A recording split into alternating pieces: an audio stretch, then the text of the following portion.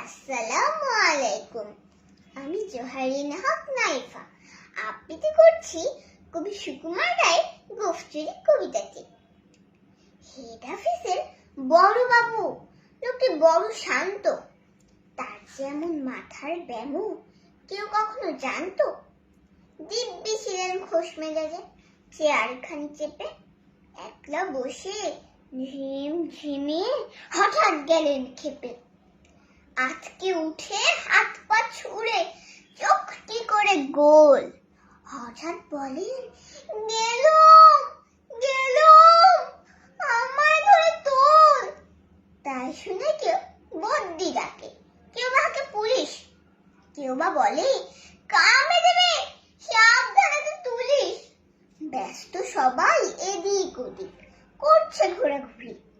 বাবু হাঁকেন, ওরে আমার গোঁফ গিয়েছে চুরি। গোঁফ হারানো আজব কথা, তাও কি হয় সত্যি? গোঁফ যদি তেমনি আছে, কমেনি এক রত্তি। সবাই তারে বুঝিয়ে বলে, সামনে ধরে আয়না, মোটেও গোঁফ হয়নি চুরি, কখনো তা হয় না।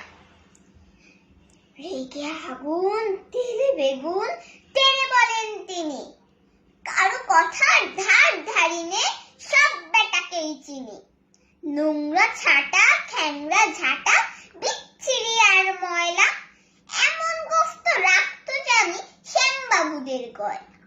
এ গোঁফ যদি আমার বলিস, করবো তোদের জবাই। এই না বলে জরিমানা করলেন তিনি সবাই। ভীষণ রেগে বিষম খেয়ে দিলেন লিখে খাতায়, কাউকে বেশি দায় দিতে নেই, সবাই চড়ে মাথায়। অফিসের বাদরগুলোর মাথায় খালি গোবর, গোঁফ জোড়া যে কোথায় গেল কেউ রাখে না খবর। ইচ্ছে করে এই বেটাদের গোঁফ ধরে খুব নাচি, মুখ্যগুলোর মুন্ডু ধরে কোদাল দিয়ে চাচি। গোঁফকে বলে তোমার আমার, গোঁফ কি কারো কেনা? গোঁফের আমি গোঁফের তুমি, তাই দিয়ে যায় চেনা। ধন্যবাদ।